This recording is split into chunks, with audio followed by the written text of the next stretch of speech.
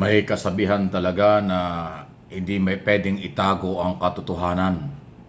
Lalabas at lalabas ang lahat sa tamang panahon.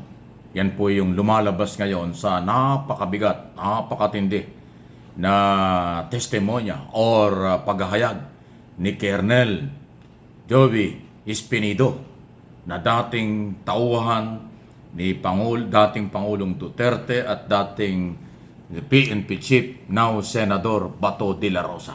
Pakinggan po ninyo itong ilang bahagi ng kanyang mga naging paliwanag sa harap ng public hearing, Quad Committee ng Kongreso. Kaya natin iparinig ito kasi hindi rin natin inaasahan yung pumbiglaan na kanyang paghahayag na ikinagulat ng marami, maging si dating Pangulo o mga Duterte at kaalyado nito kasama si Bato, nagulat dyan eh.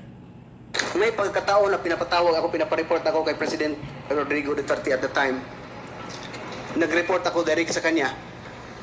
Sinabihan ko na siya kaagad, sir, bakit sinali na naman ako sa Malaysian drug trafficking?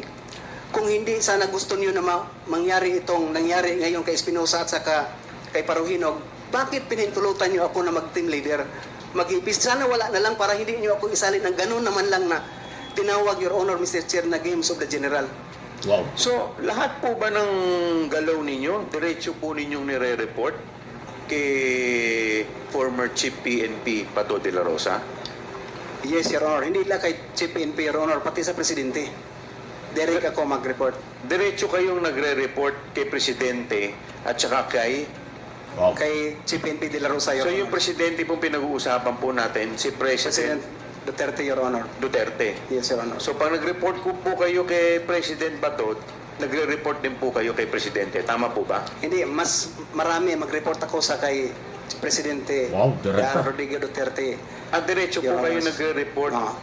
Normal po ba ang isang, at that time sabi ninyo major kayo, normal po ba yon na yung isang major, diretsong nagre-report po sa kanila?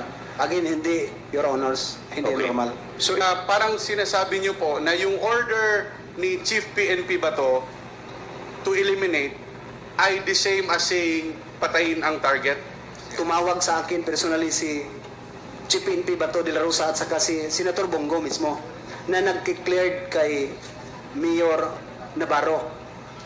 Sabi nila, wag mo nang galawin si Mayor Navarro kasi cleared yan. Wala na yun. Yun o. Ang tindi. Kita nyo, ha? Direkta siya nagre-report kay dating Pangulong Duterte. At sinasabi niya, mas madalas siya nagre-report kay dating Pangulong Duterte kaysa kay General Bato de la Rosa. Yan po yung pahayag on record. Hindi po fake news yan. Hindi pwedeng i-deny. O ibig sabihin, naka-record po yan sa public hearing ng Quad Committee. At yung mga nagtatanong po dyan ay mga congressman at lahat nagulat dyan ng mga tao. Ano yun? Yung pananahimik ng ilang taon na at magre-retiro sa loob ng 3 buwan o 3 months na natitira, officially magre-retiro na pulis itong si Lieutenant Colonel Joby Espinido. Ako, ang tingin ko nga rito sa dami ng ginawa nito ng araw sa paglilinis tungkol sa mga illegal activities umano, dapat ito general na. Pero sabi niya, hindi daw siya nakatingin sa promotion, ang kanya trabaho lang. Ang masakit niya daw, nagtrabaho, pabor sa batas, pabor sa gobyerno, pero siya daw inilaglag pa ng gobyerno din. Dahil siya inakusahan na siya naging protector ng drugs kahit hindi. At ang kanyang paniniwala, kaya siya ginanon dahil yung kanyang kampanya ay matino. Gusto niya lahat ay linisin, gusto niya lahat ay panagutin sa batas. Pero yung palang kanyang ibang mga hinuhuli at dapat ihulihin, di umano'y malapit sa gobyerno. Kaya nga ang kanya sinabi, labanan ito ng mga drug lord.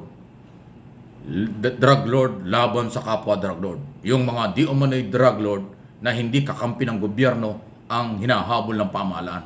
At yung posibleng kakampi ng gobyerno ay parang pinibigyan ng proteksyon.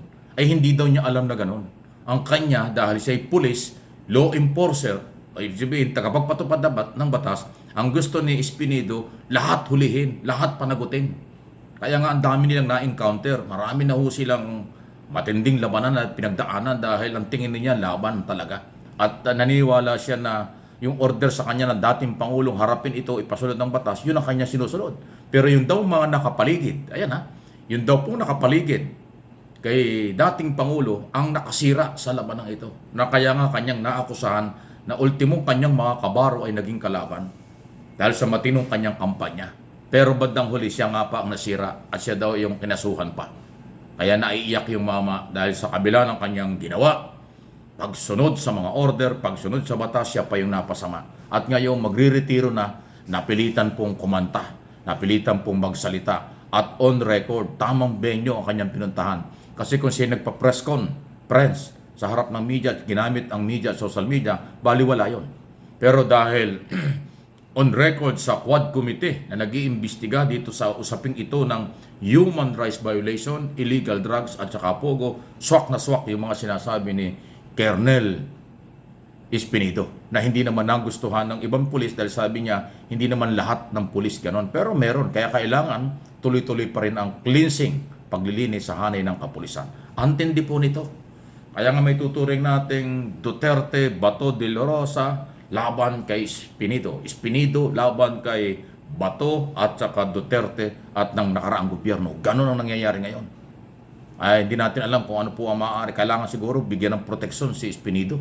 Kasi ngayon itong kanyang ibinulgar na ito, talagang buhay ang nakataya niya. Hindi biro yan. Ang nasa gasaan niya ay mga kasamahan sa PNP at yung nakaraang gobyerno at yung mga drug lord na kanyang nabanggit.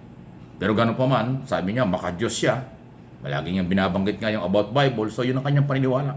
Makadiyos siya, makapamilya, at trabaho niya bilang isang pulis ang harapin ang ganyang klase. Pero hindi daw siya nasuportahan. Bandang huli siya pa ang inipit.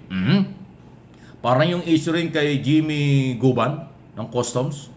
Siya yung nanghuhuli ng mga illegal drugs sa Customs. Pero nung makahuli sila ng malalaki, nalaman nila na di umano, ay mga Duterte rin ang may kinalaman. Pero nung mag-iimbestiga na, ang utos daw sa kanya, idamay, isali. Noon ay Senador Trillanes doon sa issue ng illegal activity sa Customs. Sabi niya, hindi ko pwedeng isali dahil wala naman siyang kinalaman. In other words, isinalba ni Guban si Trillanes dahil wala namang kinalaman, pero gusto daw pakasuhan dahil alam naman natin, noong panahon ni Trillanes, ay talagang siya yung nag-i-expose ng mga di umano ay illegal na gawain ng mga Duterte ng mga panahong yun. So, dahil hindi siya sumunod, si Guban, kinasuhan. Siya yung nakulong. Ito, ganun din ang nangyari dito. Na si Espino, kernel ito ng pulis, mataas na opisyal ng pulis, nagtrabaho, bandang huli siya ang naipit. Siya yung iniipit. Kaya kumanta, kaya nagsalita at sinabi na gano'n ang nangyayari. O, di ba napakadumi ng galawan? Napakahirap ng galawan dahil yung mga dapat na opisyal at ang gobyerno ang magbigay ng proteksyon sa matitinong opisyal ng gobyerno nagtatrabaho ay sila yung napapahamak. Anong klase? Bakit nangyari? Doon sa nakaraang gobyerno ang lahat ng ito. Nagtatanong lang po tayo at dapat po talagang sagutin at ipaliwanag. Kaya nga open ang Quad Committee, ang Kongreso, sa invitation kay dating Pangulong Duterte at dating Director General, now Senador Bato de la Rosa, na humarap sa komite, magpaliwanag dito sa maraming mga akusasyong ito. Please like ng ating mga video. At doon sa mga bago pa, mag-like or mag-subscribe, mag-follow, mag-subscribe sa aking mga channel, lalo na dito, MA Pinoy TV at yung isang channel natin, Mike Abe Opinions.